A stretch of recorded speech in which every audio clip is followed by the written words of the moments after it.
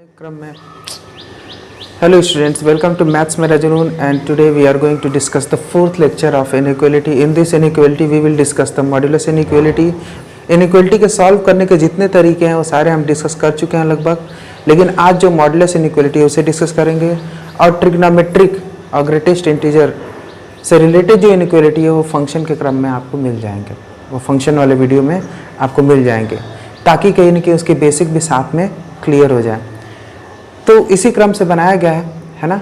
Inequality इस पूरे function plus inequality दोनों मिला के कहीं न कहीं आपका सारा वीडियो कंप्लीट हो जाएगा, है ना. अगर मैं उस पार्ट को केवल इनइक्वालिटी में पढ़ाऊँगा तो कहीं न कहीं आपको क्लियर नहीं होगा बात. लेकिन जितना बेसिक ज़रूरत है इनइक्वालिटी की, वो ज़रूरत जो कि हर चैप्टर में चाहिए, वो सारी ज़रूरतें आपकी इस इनइक्वालिटी में पूरी हो जाएगी, ताकि कहीं भी कोई इनइक्वालिटी का सवाल आता है और क्वेश्चन आता है और उसे समझना है तो आप आसानी से समझ जाओ कि ये प्रोसेस कैसे चल रहा है. तो वो सारे बेसिक प्रोसेस मैंने इसमें कवर कर दिया है. So let us start with it. So this is inequality 4 and we are going to discuss about the mod. Mod में सबसे पहले ये होता है कि जैसे देखो कि मान ले कोई फंक्शन एफ एक्स है और इस फंक्शन एफ एक्स का आपने ले लिया मॉड, तो इसकी वैल्यू क्या क्या हो सकती है. तो इसकी वैल्यू 2 हो सकती है, इसकी वैल्यू 2 हो सकती है. तो y equal to mod F X आपने लिया तो इसकी वैल्यू 2 हो सकती है. एक क्या हो सकती है, एक वैल्यू क्या हो सकती है, एक वैल्यू एफ एक्स खुद ही हो सकता है और एक वैल्यू माइनस एफ एक्स हो सकता है. कब एफ एक्स कब होगा, when F X is greater than equal to 0, और माइनस एफ एक्स कब होगा, when F X is less than 0. ये बात मैं पहले भी पढ़ा चुका हूँ कि अगर मान ले कोई वैल्यू है, मान ले -2, तो -2 का अगर मॉड ले लेते हो तो इसकी वैल्यू 2 आने वाली है. तो 2 कैसे आएगी, तो आप सिंपली इसको इस फॉर्म में लिखोगे तो आप समझ जाओगे 2 कैसे आएगा. उस तरह अगर मान ले 4 है, 4 का मॉड लोगे तो 4 आएगा, इसमें सोचना नहीं है. यानी अगर पॉजिटिव वैल्यू उसको एज इट इज़ उठा कर रखना है. अगर अंदर ये पक्का है कि नेगेटिव वैल्यू है तो उसे माइनस से मल्टीप्लाई कर दो तो फिर वो वैल्यू पॉजिटिव हो जाएगी. इसी प्रोसेस को यहाँ पुट कर दिया कि अगर एफ एक्स नेगेटिव पॉजिटिव है तो सोचो मत, वही वैल्यू हो जाएगी, सेम आंसर एफ एक्स लिख दो. अगर एफ एक्स कहीं न कहीं नेगेटिव है तो इसको बाहर निकाल कर लिखते समय सामने एक माइनस डाल दो. माइनस इसलिए हमने डाला कि अगर ये अंदर की वैल्यू नेगेटिव है तो माइनस से मल्टीप्लाई करेगा और उसे क्या कर देगा, पॉजिटिव कर देगा. यही बेसिक डेफिनेशन है फंक्शन का. और फंक्शन का इसी बेसिक डेफिनेशन का यूज़ करके हम कहीं न कहीं सवालों को आगे सॉल्व करने वाले हैं. सो let us start with it.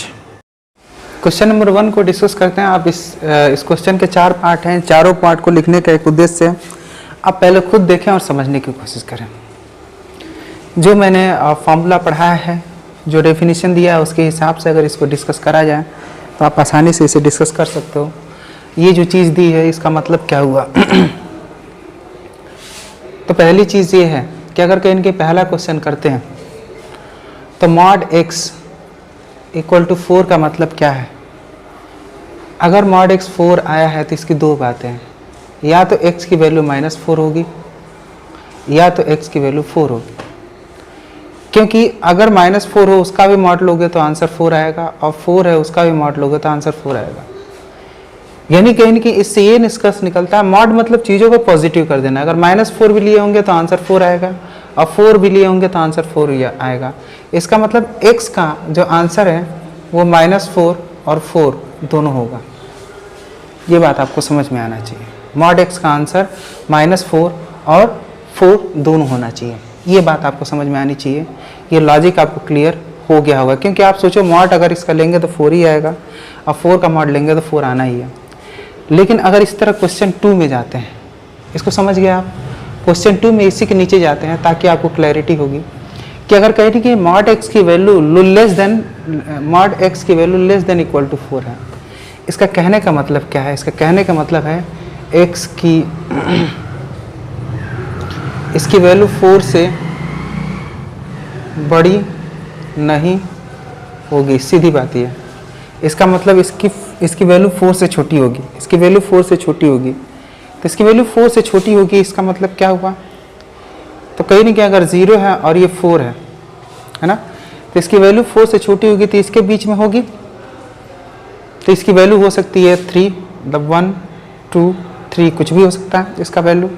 क्यों? क्योंकि अगर मान लें x की वैल्यू 1 लिए और 1 का मॉड लिए तो आंसर आया 1। अगर x की वैल्यू 1 लिए तो 1 इज, अगर मान लें x की वैल्यू 1 लिए, 1 का मॉड लिए तो आ गया 1, तो यहाँ 1 आ गया, 1 is less than equal to 4। ये बात सही है। अगर x की जगह पे मैं 2 रखता हूँ, x की जगह पे 2 रखता हूँ, 2 का मॉड लेता हूँ तो ये हो जाएगा 2 और 2 is again less than equal to 4। ये बात भी सही है। तो कहीं ना कहीं इसका मतलब ये समझ में आ गया कि 0 से लेके इसके बीच तक की वैल्यू तो ठीक है। तो क्या 4 से छोटी की बात मैं करा तो 4 से छोटी कहाँ तक जाएगा? तो 4 से छोटी कोई और लेते हैं, दैट इज -5।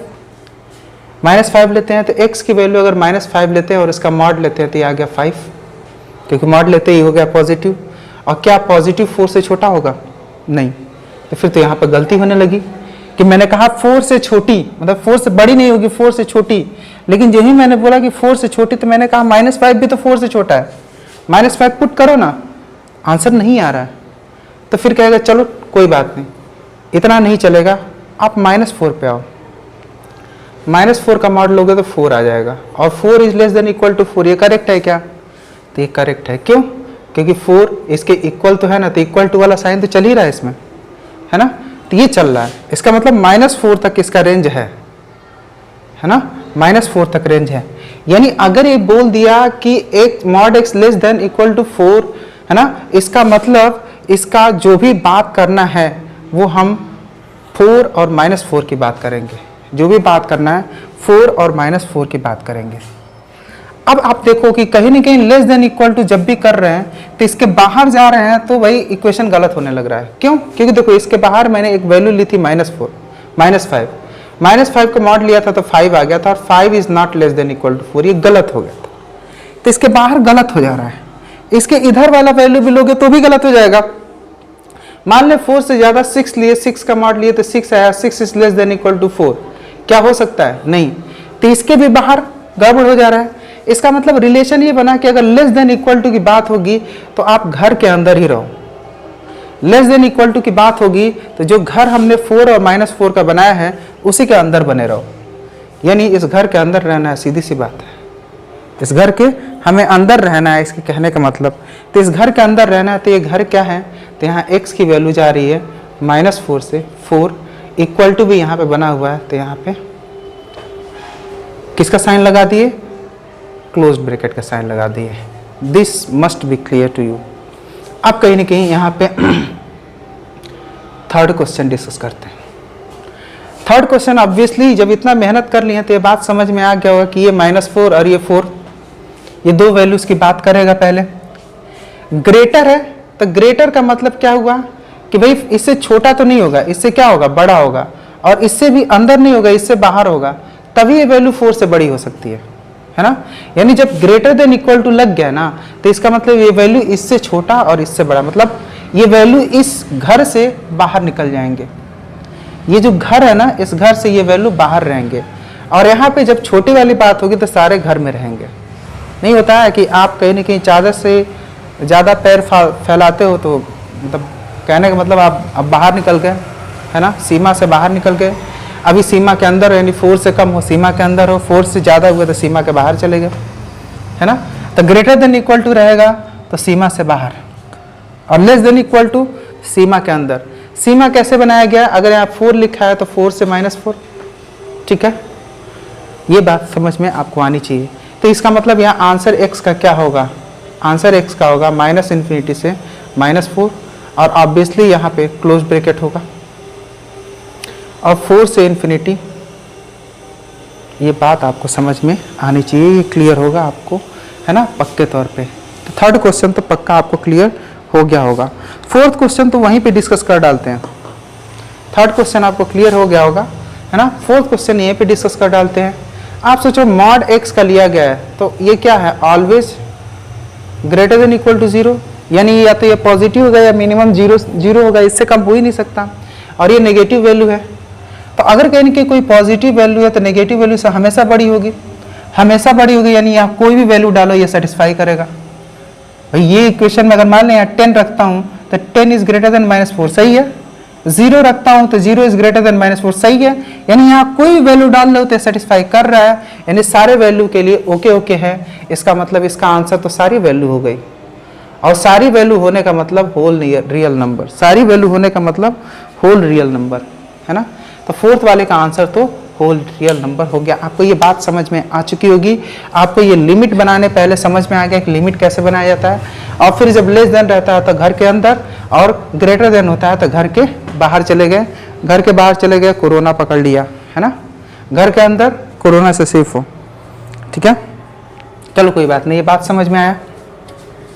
अगला क्वेश्चन देखते हैं, बातें शुरू करते हैं। 3 क्वेश्चन है, 3 क्वेश्चन को कहने के आप खुद ही सॉल्व करने की कोशिश कर सकते हो। It is very easy thing, आप इसे सॉल्व कर सकते हो। Just try it, pause the video, try करोगे तो ही फायदा होगा, है ना। 3 क्वेश्चन है, very very very very easy part of this question, है ना। वी हैव दिस 3 क्वेश्चंस, ठीक है। क्वेश्चन नंबर 2 डिस्कशन चल रहा है, तो कहने की इस क्वेश्चन को देखते हैं। Let us try. तो यहाँ पे हम जो बात कर रहे थे, इनकी सीमा देखेंगे, इनकी सीमा कैसे मालूम चलेगा। तो इसका सीमा मालूम करना है। क्या मालूम चल रहा है? इसके बाउंड्रीज। बाउंड्रीज मतलब कि पैर घर के बाहर निकल रहा है या पैर घर के अंदर है। बाउंड्रीज, भाई सीमा क्या है आपकी, बाउंड्री क्या है पहले समझ लो। तो x-4 को चेक कर लो। x-4 कब 3 के बराबर हो रहा है ना। या ऐसा समझो कि अगर x-4 का मॉड अगर 3 होता, इक्वल टू हम लेके चेक करेंगे। बाउंड्री चेक करना है तो इक्वल टू लेके चेक करेंगे, है ना। तो अगर ऐसा इक्वल टू होता तो हम क्या लिख सकते थे, x-4 इक्वल टू 3, और क्या लिख सकते हैं, x-4 इक्वल टू -3। 2 केस होता भैया, तो -3 आता या तो -3, क्योंकि अगर इसकी वैल्यू 3 आएगी तो भी 3 के बराबर आएगा, और इसकी वैल्यू -3 आएगी तो भी 3 के बराबर होगा। तो 2 बाउंड्री बनती है, बाउंड्री चेक कर लो। तो x इक्वल टू क्या हो गया 7, और ये क्या हो गया x इक्वल टू 4, जब इधर आएगा तो ये हो जाएगा 1। यानी इसकी बाउंड्री क्या है 1 से 7। फटाफट नंबर लाइन खींचो, बाउंड्री लिखो, लिख गया बाउंड्री। अब सिंपल सी बात है, बाउंड्री बन जाने के बाद से ये बात होगी अंदर रहेंगे कि बाहर। तो कह रहा है भैया अंदर रहेंगे, लेस देन इक्वल टू है तो अंदर रहेंगे, तो आ जाओ अंदर, हो गया आंसर। तो x की वैल्यू क्या है, x की value from 1 to 7 close bracket लगेगा, क्यों, क्योंकि इक्वल टू यहाँ पे है।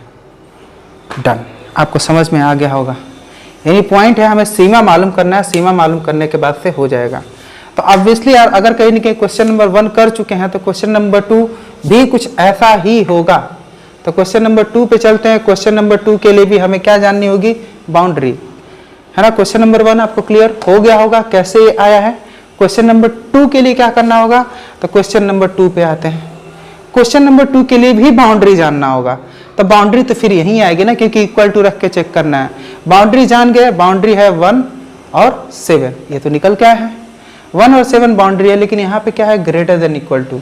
ग्रेटर देन इक्वल टू का मतलब अब बाहर रहेगा, अब घर के अंदर नहीं, बाहर। अब कोरोना से भिड़ गया, तो कहीं ना कहीं यहाँ x की वैल्यू क्या होगी, -∞ से 1 और 7 से ∞, ठीक है। और यहाँ पे क्लोज ब्रैकेट लगेगा, क्यों, क्योंकि यहाँ पे इक्वल टू दिख रहा है। तो आपको ये बात भी समझ में आई होगी फटाफट, ये एकदम कितना रिलेटेड है आपको बात समझ में आई होगी। यहाँ पे देख लेते हैं थर्ड क्वेश्चन, तो यहीं पे देखेंगे। मॉड लगा है, मॉड लगा है ना, the value is always positive. अगर वैल्यू हमेशा पॉजिटिव है तो क्या कभी किसी नेगेटिव वैल्यू से छोटा हो सकता है? जो वैल्यू हमेशा पॉजिटिव है क्या वो नेगेटिव वैल्यू से छोटा हो सकता है? कभी नहीं, कभी नहीं ऐसा होगा। यानी आप कोई भी वैल्यू यहाँ डाल दो, कभी नेगेटिव से छोटा नहीं हो सकता, है ना। जब कभी नेगेटिव से छोटा होगा ही नहीं तो इसका आंसर क्या होगा, इसका आंसर होगा ही नहीं। तो इसका आंसर क्या होगा 5, इसका आंसर क्या होगा 5। ये बात आपको क्लियर हो जानी चाहिए, इसका आंसर क्या होगा 5, ठीक है। तो क्वेश्चन नंबर 2 भी हो गया। क्वेश्चन नंबर 2 में 3 पार्ट्स थे, इससे आपको कहीं कि बेटर अंडरस्टैंडिंग आ गई। थोड़ा सा क्वेश्चन का रूप थोड़ा सा और बदलते हैं और आगे देखते हैं। फिर नया क्वेश्चन। यार कहीं ना कहीं जो तरीका बताया हुआ जनरली सबके लिए एप्लीकेबल है, इसलिए तरीका बताना था ये, और ये तरीका की हैबिट आपको होनी चाहिए, है ना। तो कहीं ना कहीं इस तरीके में सिंपली हमको बाउंड्रीज फाइंड आउट करनी है। तो आप कहीं ना कहीं आप इसे कर सकते हो। Just pause the video and try this question, do it. Okay, कई लोग सवाल कर लिए होंगे, कई लोग नहीं किए होंगे। जो कर लिए वो भी देखे, जो नहीं किए वो भी देखे। शुरू करते हैं। क्वेश्चन नंबर 1 देखते हैं। क्वेश्चन नंबर 1 पहले कहेगा बाउंड्री बताओ यार, मेरे अधिकार क्षेत्र क्या क्या है ये बताया जाए। जैसे किसी ऑफिसर का पहली बार अपॉइंटमेंट होता है तो उसको बताया जाता है आपका अधिकार क्षेत्र ये है, आप यहाँ जा सकते हो, यहाँ पे सिग्नेचर कर सकते हो, पता नहीं सारे अधिकार क्षेत्र से विजिट कराया जाता है। तो ऑब्वियसली साहब के अधिकार क्षेत्र से विजिट कराते हैं तो 3x+4 को इक्वल टू हम 3 लिख देंगे मॉड में। मॉड में इक्वल टू 3 लेंगे तो दो बातें ये करेंगे कि 3x+4 इज इक्वल टू 3 और 3x+4 इज इक्वल टू -3। दो बातें इनके साथ आएगी, ठीक है। तो दो बातें इनके साथ आएगी तो कौन कौन सी बात आ जाएगी। 4 इधर आएगा तो देखो यार 4 इधर आएगा तो -1 और x इक्वल टू क्या होगा -1/3। x equal to -1/3। यहाँ 4 इधर आ जाएगा तो -7 हो जाएगा और 3 जब आके डिवाइड करेगा तो x इक्वल टू -7/3। भाई अगर कहीं ना कहीं यहाँ पे गणित आपकी चुस्त दुरुस्त नहीं है तो ये इसमें आपका दोष है। जस्ट मैं दुआ कर सकता हूँ आपके लिए, लेकिन मेरे हिसाब से ये आपको समझ में आ जाना चाहिए। अब मैं कहीं ना कहीं दोनों बाउंड्रीज मैंने बना दिया। बाउंड्रीज बनाने के बाद फटाफट मैं इसे लिखने वाला हूँ। अब बताओ यहाँ पे क्या लिखेंगे -7/3 -DTR। यहाँ पे कमाल मत कर देना, -7/3 छोटा है, ये बड़ी वैल्यू है, देख लेना। तो अब कहीं ना कहीं दूसरी बात क्या होने वाली है। दूसरी बात ये है कि कहीं ना कहीं बाउंड्रीज तो चेक कर लिए, अब ये घर के अंदर रहेगा कि घर के बाहर, तो लेस देन है, घर के अंदर रहेगा। आ गया घर के अंदर तो x की वैल्यू डिसाइड कर लो। -7/3 से -1/3 तक रहेगा। दोनों तरफ क्लोज ब्रैकेट क्यों लगेगा, क्योंकि यहाँ पे इक्वल टू दिख रहा है, ठीक है। अब आपको एकदम समझ में आ गया होगा कि यार फर्स्ट क्वेश्चन हमने कर लिया तो वैसे ही सेकंड क्वेश्चन होना है। तो फर्स्ट क्वेश्चन समझ में आ गया, आंसर आपको दिख गया कि नहीं बताओ। आंसर दिख गया तो अब सेकंड क्वेश्चन फर्स्ट क्वेश्चन ही एक तरह से है। कैसे?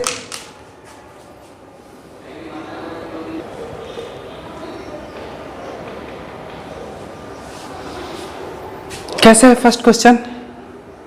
तो कहीं ना कहीं फर्स्ट क्वेश्चन कैसे, ये जानने के लिए हम क्या करेंगे, तो ये कहीं ना कहीं बाउंड्री की बात हो रही है, इसमें भी बाउंड्री की बात होनी है। तो जस्ट अब इसे सेकंड हम बना देते हैं। सेकंड क्वेश्चन को अब हम करना शुरू कर रहे हैं। सेकंड क्वेश्चन में क्या है कि बाउंड्री पता करना है। सवाल वही है तो बाउंड्री वही है। बाउंड्री पता करने के बाद यहाँ बाउंड्री लिखना है, तो बाउंड्री लिख लिए। बाउंड्री यहाँ पे क्या हो गया, एक -7/3 और एक -1/3, ठीक है ना। अब कहीं की बाउंड्री लिख लिए थे, घर के अंदर रहेगा घर के बाहर, तो ग्रेटर देन है तो हमेशा घर के बाहर रहेगा, तो घर के बाहर रहने की बात करेगा। यानी x की वैल्यू क्या है, -∞ से -7/3 और -1/3 से इन्फिनिटी। ये बात अब तक समझ में आने लगेगी। इन्फिनिटी पे ओपन ब्रैकेट लगेगा और यहाँ पे क्लोज ब्रैकेट लगेगा। क्यों? क्योंकि यहाँ पे इक्वल टू पड़ा हुआ है। आंसर आपको समझ में आ गया होगा किस तरीके से हमने निकाला है। क्लियर है आपको? अब यहाँ पे देख लेते हैं यार, फिर से वही डिस्कशन। ऑलवेज पॉजिटिव आर 0, या तो ये पॉजिटिव होगा या मिनिमम 0 हो सकता है। तो पॉजिटिव या 0 होगा, लेकिन ये तो नेगेटिव है। तो 0 या पॉजिटिव कोई वैल्यू आप ऐसे समझो, पॉजिटिव वैल्यू नेगेटिव वैल्यू से हमेशा ज़्यादा होता है। तो ऑलवेज इट इज़ सेटिस्फाइड, मतलब सॉरी, ये हमेशा पॉजिटिव होगा और ये नेगेटिव है। तो क्या नेगेटिव वैल्यू से पॉजिटिव वैल्यू छोटा हो सकता है? नहीं, कभी नहीं होगा। ऐसा कोई वैल्यू एग्जिस्ट नहीं करता है जब पॉजिटिव वैल्यू नेगेटिव वैल्यू से छोटा हो सकता है। इसका मतलब ऐसा कोई भी इसका सोल्यूशन नहीं मिलने वाला है। इसलिए मैंने इसके लिए जगह पे क्या लिख दिया, फाई कहने का मतलब no solution of X. Clear होगा आपको, ठीक है। Mod of e power x is greater than equal to 1, इसे आप करें, ट्राई करें। आसान है, कोशिश करें, बहुत आसान सी बात है। मॉड कहीं ना कहीं एक्सपोनेंशियल पे लग गया है। अब आप ओके, जस्ट लेट अस सी। अब कहीं ना कहीं इसका सोल्यूशन देंगे तो आप देखो, e पावर x की बात करी जाए तो e power x is always greater then 0। e power x is always greater then 0, क्योंकि आप पावर कोई भी लगा लो यार, ये ग्रेटर देन 0 होगा, इक्वल टू 0 भी नहीं होगा। It is always greater then 0, मतलब इट इज ऑलवेज पॉजिटिव। अब मैं आपसे पूछूंगा, मान ले +4 है आपके सामने, +4, और इसका मॉड लगाने के लिए कहा जाए तो +4 ही आएगा। भाई प्लस है, पॉजिटिव है, मॉड लगाओगे पॉजिटिव ही रहेगा, यानी पॉजिटिव पे मॉड लगाने की ज़रूरत नहीं है, यानी पॉजिटिव पे मॉड लगाओगे तो पॉजिटिव ही करना है, उसका कोई मतलब नहीं है, यानी पॉजिटिव पे मॉड लगाओ या न लगाओ बात एक ही है। अगर ये बात तय हो गई कि ई पावर एक्स कहीं ना कहीं पॉजिटिव है हमेशा, तो मॉड लगाओ या ना लगाओ एक ही बात है, क्योंकि मॉड लगाते क्यों हैं, वैल्यू को पॉजिटिव करने के लिए, और ई पावर एक्स ऑलवेज पॉजिटिव है, तो मॉड लगाओ या ना लगाओ एक ही बात होगी। यानी सवाल क्या हो जाएगा, e power x is greater than equal to 1, e power x is greater than equal to 1। E power x greater than equal to 1 फिर कब कब होगा भाई, तो इसके बाउंड्रीज मालूम करो। अब यार मॉड नहीं लगा है इसलिए कहीं ना कहीं सारी बाउंड्री नहीं मालूम करनी है, 1 के लिए मालूम करनी है, तो आप ऐसे भी समझ सकते हो, इसको और इजी कर देते हैं। और चूंकि ये बात आपको समझ में आना चाहिए, e power x is greater than equal to e power x is greater than equal to e power 0, यानी x is greater than equal to 0। This is your answer. आपको क्लियर हुआ होगा, ये बात एकदम पक्के तौर पे क्लियर होगा। ये क्लियर हो गया होगा, तो इसी पे आधारित एक और क्वेश्चन कर देते हैं, है ना, जिससे कि आपको क्लैरिटी और बेटर रहेगी। तो फिर से फोर्थ क्वेश्चन में हम देखते हैं, फोर्थ क्वेश्चन में क्या चल रहा है।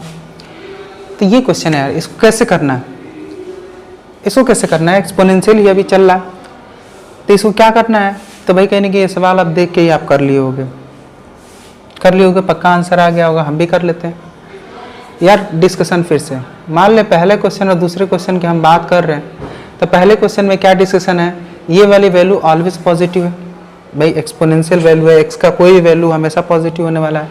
जब ये वैल्यू ऑलवेज पॉजिटिव है तो मॉड लगाने की जरूरत है नहीं, इज ग्रेटर देन 1। ये बात क्लियर हो गया, ये बात क्लियर हो गया। तो कहीं ना कहीं अगर कहीं ना कहीं 1 को लिखा जाए तो 1/3 power x is greater then 1/3 power 0, ठीक है ना। इसको हमने कहीं ना कहीं ये जो है ब्रैकेट था, क्योंकि मॉड हट चुका है, अब मॉड नहीं लगाएं, नहीं तो डाउट ही डाउट आएगा, मॉड तो बाहर से हमने हटा दिया। तो 1/3 power x is greater then 1, मतलब 1/3 power x is greater then 1/3 power 0 लिख सकते हैं। अब ये देखो यार, इस बात को समझना कि अगर कहीं न कहीं बेस वाली वैल्यू 0 से 1 के बीच में आ गई तो बात हो जाती है उल्टी, यानी इनइक्वलिटी क्या हो जाती है, उल्टी। इनइक्वलिटी क्या हो जाती है, उल्टी। यानी कहीं ना कहीं जब भी ये लेस देन होता है तो ये जो फंक्शन होता है, इस फंक्शन का जो ग्राफ होता है ना, वो होता है डिक्रीजिंग। अब डिक्रीजिंग वाली बात बाद में समझ में आएगी। वैसे मैं अगर कहीं ना कहीं इसका ग्राफ बनाता हूँ तो इसका ग्राफ कुछ ऐसे बनता है, आगे बढ़ने के साथ साथ वैल्यू नीचे चलती जाती है, इसीलिए इसको डिक्रीजिंग कहते हैं। और जब वैल्यू डिक्रीजिंग होती है तो इनइक्वलिटी को उल्टा कर देती है। इनइक्वलिटी क्या करती है, उल्टा कर देती है। यानी यहाँ पे दोनों सेम है ऊपर, तो अगर इसको हम लिखेंगे एक्स और 0 का रिलेशन लिखेंगे तो अब ग्रेटर नहीं रहेगा, अब लेस हो जाएगा। Mind it, x is less हो जाएगा, ग्रेटर नहीं रहेगा। क्यों? क्योंकि ओनली वन रीजन, बेस, मतलब इसका रीजन यही है कि जो बेस वाली वैल्यू है दैट इज बिटवीन 0 एंड 1, यही रीजन है। इसका बेस 0 और 1 के बीच में है, इसीलिए ये डिक्रीजिंग है। डिक्रीजिंग यानी चीज़ों को उल्टा कर देगा, यानी इनइक्वलिटी को, इनइक्वलिटी साइन को क्या कर देगा, उल्टा। इनइक्वलिटी साइन को क्या कर देगा, उल्टा। तो उल्टा करने वाला आपने एक चीज़ तो पढ़ ही लिया, एक चीज़ आपने पहले ही पढ़ा है कि उल्टा साइन को उल्टा करने वाला कौन है। तो साइन को उल्टा करने वाला एक आपने पढ़ा है, वो कौन है, माइनस। अगर माइनस से मल्टीप्लाई या डिवाइड करते हैं तो साइन उल्टा हो जाता है, ये साइन उल्टा हो जाता है। और दूसरा आपने पढ़ लिया कि अगर कोई डिक्रीजिंग फंक्शन है तो भी साइन को उलट देगा, कोई डिक्रीजिंग फंक्शन है तो भी साइन को उलट देगा। तो ये एक्सपोनेंशियल फंक्शन है, वो डिक्रीजिंग है, क्योंकि अगर बेस 0 से 1 के बीच में होगा तो डिक्रीजिंग फंक्शन होगा, और जब डिक्रीजिंग होगा तो ये इनइक्वलिटी को उलट देगा। ठीक है, तो ये बात आपको समझ में आनी चाहिए, और ये कहीं ना कहीं फंक्शन में पढ़ाया गया है। जस्ट गो एंड सी, उसके लिंक हम दे देंगे इसके डिस्क्रिप्शन बॉक्स में, तो वहाँ से आप देख सकते हो।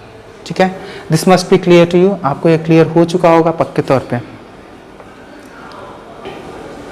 फर्स्ट क्वेश्चन हो गया। अगर सेकंड क्वेश्चन की बात करें तो this is always positive and this is negative. क्या पॉजिटिव कभी नेगेटिव से छोटा हो सकता है? कभी नहीं। और जब कभी नहीं होगा तो इसका आंसर क्या होगा, 5। एक्स का आंसर क्या होगा, 5। जस्ट गिव यू फीलिंग मैं कर रहा हूं इतना, है ना। फिफ्थ क्वेश्चन में अगर mod x less than equal to 4 दिया है तो इसका एक और डिस्कशन है। ये बात तो समझ में आ रहा है कि इसकी वैल्यू ऑलवेज पॉजिटिव है, ये बात आपको समझ में आ रही है। लेकिन एक और बात समझ में आना चाहिए कि अगर मैं root X less than equal to 4 करूं तो ये भी क्या है, root X square, sorry root X square. तो ये भी कहीं ना कहीं जो होल वैल्यू होती है ऑलवेज पॉजिटिव होती है कि नहीं। माइंड इट, आपको मैं क्या समझाना चाहता हूँ, रूट एक्स स्क्वायर लिखा हो या मॉड एक्स लिखा हो एक ही बात होती है, इसी बात को समझना है आपको। दिस आर सेम थिंग, क्योंकि ये भी हमेशा पॉजिटिव वैल्यू देता है और ये भी हमेशा पॉजिटिव वैल्यू देता है। माइंड इट, इसका आंसर दोनों का पॉजिटिव आता है ना, इन दोनों का आंसर क्या आता है, पॉजिटिव आता है। तो कहीं ना कहीं ये दोनों एक ही बात हुई, यानी अगर mod X less than equal to 4 लिखा है तो mod X square less than equal to 4 लिख सकते हैं। अब आप कहीं ना कहीं इसको आप जानते हो कि इसको करोगे तो कहीं ना कहीं क्या आंसर आएगा, ये आप जानते हो। तो अगर इसको हम सॉल्व करेंगे तो क्या होगा, तो दोनों तरफ स्क्वायर कर दो, दोनों तरफ स्क्वायर कर दो, क्योंकि ये भी पॉजिटिव है, ये भी पॉजिटिव मतलब जो वेरिएबल वैल्यू है पॉजिटिव है, तो स्क्वायर करने में सोचना नहीं चाहिए। वेरिएबल वैल्यू अगर पॉजिटिव है तो स्क्वायर करने में नहीं सोचना चाहिए, ठीक है ना। तो दोनों तरफ स्क्वायर कर देते हैं, तो ये हो गया X square less than equal to 4 का स्क्वायर 16। आगे देखोगे तो X square minus 16 is less than equal to 0, यानी एक्स प्लस 16 यानी 4 और X minus 4 is less than equal to 0। बात समझ में आ गई होगी, -4 चलेगा। अब कहीं ना कहीं लेस देन है तो अगर प्लस माइनस प्लस लिखते हैं तो अंदर वाले की बात हो रही है ना। तो आंसर क्या होगा, -4 से 4, इक्वल टू भी इसमें पड़ा हुआ है तो क्लोज ब्रैकेट लग जाएगा, आंसर डन। ये बात आपको समझ में आ गई क्योंकि अब तक बहुत सारे सवाल कर चुके हो। जस्ट आपको मैं एक टॉपिक से रिलेट करना चाहता था, एक बात से रिलेट करना चाहता था कि ये वाली चीज़ ये कैसे है, ये वाली चीज़ ये कैसे है, ये बात मैं रिलेट करने की कोशिश कर रहा था। Just mind it, be careful, okay. आगे बढ़ते हैं। क्वेश्चन नंबर 6 आप ट्राई करें। क्वेश्चन नंबर 6 में कुछ नया दिख रहा होगा आपको, just you can try. Question number 6 में जो भी है उससे आपको ज़्यादा क्लैरिटी आएगी। Stop the video and try, let's see it. ये जो सवाल है, इस सवाल में कहीं ना कहीं ये जो अंदर वाली वैल्यू है, मैंने कहा जो भी अंदर वाली वैल्यू है उसकी बाउंड्री मालूम करनी पड़ेगी, ठीक है कि नहीं। तो 2x minus 3 upon 2x minus 5, इसकी बाउंड्री मालूम करनी पड़ेगी। तो इसे इक्वल टू 5 कर दो, यानी पहला काम क्या है, बाउंड्री फाइंडिंग। बाउंड्री फाइंडिंग बड़ा हेल्प करने वाला है आपको। अगर ऐसा दिया हुआ है तो बाउंड्री फाइंडिंग करो, जब भी ऐसा दिया हुआ है तो कहीं ना कहीं 2x minus 3 and 2x minus 5 ये दोनों 5 के इक्वल कब होंगे। तो यार इसमें दो बातें हो सकती है, एक 2x minus 3 upon 2x minus 5 is equal to 5, या 2x minus 3 upon 2x minus 5 is equal to -5। कहना मतलब ये वैल्यू या तो -5 हो टोटल, या तो ये वैल्यू 5 हो।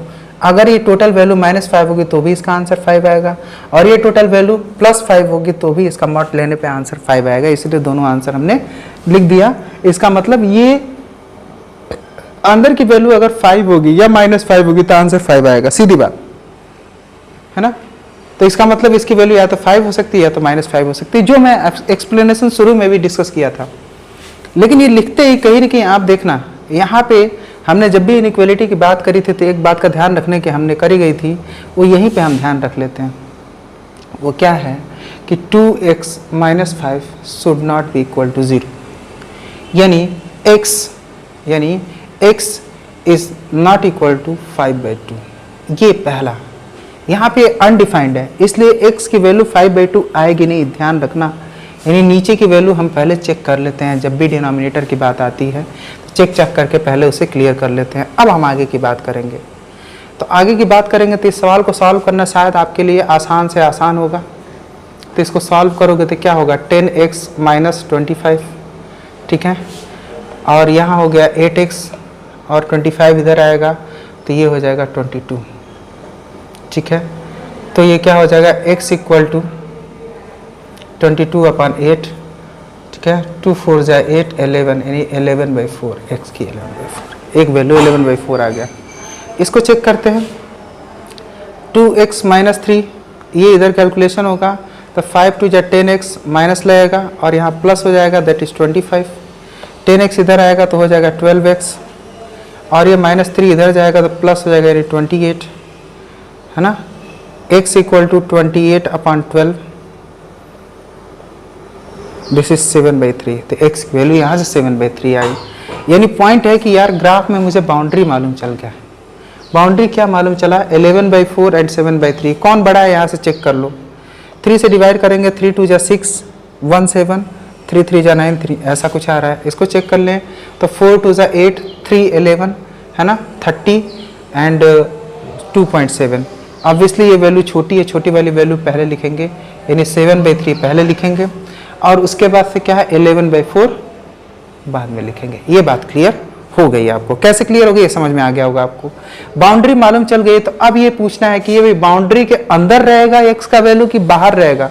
तो ग्रेटर देन है तो बाउंड्री के बाहर रहेगा, बाउंड्री के बाहर रहेगा इसका आंसर। इसका आंसर क्या होगा, बाउंड्री के बाहर होगा। तो बाउंड्री के बाहर इसका आंसर होगा तो इसका आंसर क्या होगा, -∞ से 7/3 और दूसरा 11/4 से इन्फिनिटी। यहाँ ओपन ब्रैकेट और यहाँ क्लोज लगेगा क्योंकि अभी भी इक्वल टू चल रहा है, अभी भी ग्रेटर देन इक्वल टू की बात कर रहा है तो भाई क्लोज चलेगा। ये बात समझ में आ गई होगी आपको, कहीं ना कहीं इससे इस सवाल को ज़बरदस्त तरीके से सॉल्व करना आ गया होगा। लेकिन क्वेश्चन ये उठता है कि इसने ये बात कही थी, इसको याद रखना। 5/2 नहीं हो सकता। 5/2 को सॉल्व करोगे तो 2 2 जा 4 15, 2 2 जा 4 15, है ना। तो 2, अरे यार ये 2.5 ढाई है। तो अब देखो 2.33 और 2.7 के बीच में कहीं ना कहीं 2.5 होगी, यानी 5/2 इसी के बीच में होगा। तो यार वैल्यू ही हम इधर से और इधर से ले रहे हैं तो इससे तो कोई मतलब ही नहीं है भाई। वैल्यू आप बाहर से ले रहे हो तो अंदर क्या है क्या नहीं उससे क्या मतलब, अंदर की वैल्यू तो वैसे ही नहीं ले रहे हो आप, तो इससे बात ही नहीं करनी है, हम केवल बाहर की वैल्यू ले रहे हैं। ये सवाल ये कह रहा था कि ये वैल्यू नहीं होनी चाहिए, तो हम अंदर की कोई वैल्यू ले ही नहीं रहे हैं, बाहर की वैल्यू लिख रहे हैं, तो उसे हमने लिख लिया। अगर अंदर की वैल्यू आप ले रहे होते तो 5/2 को आप हटाते, लेकिन अंदर की वैल्यू ही हटा दिए हो तो 5/2 से कोई मतलब नहीं है। ये बात क्लियर होना चाहिए आपको। यहाँ से कंसेप्ट क्लियर हो गया कि बाउंड्री चेकिंग कैसे हो रही है और बाउंड्री चेकिंग करने के बाद फिर किस तरह से वैल्यू दी जा रही है, ये बात आपको समझ में आ गई होगी। इसमें कहीं ना कहीं अब तक जो रूल मैं पढ़ाया हूँ सारा रूल का समअप लगभग होता जा रहा है ना। Suppose this question is given to you and how to solve it, just try on your own, then I will do it. Pause the video and do it.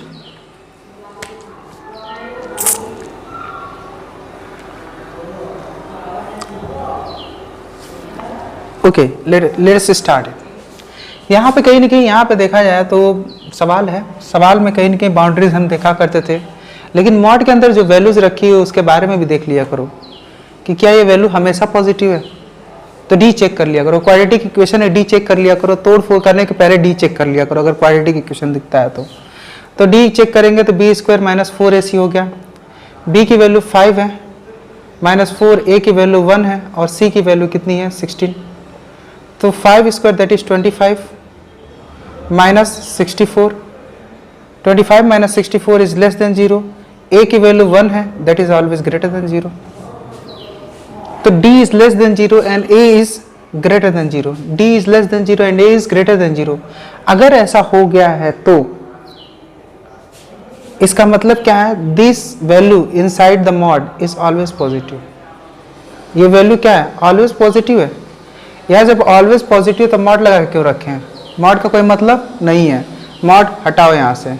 तो फिर इसे क्या लिखोगे, x² + 5x + 16 is less than equal to 10, यानी mod का कोई मतलब यहाँ पे नहीं है। अब तोड़ो इसे, तो तोड़ने से पहले 10 को इधर लाओ, 10 को इधर लाएंगे तो x² + 5x + 6 is less than equal to 0।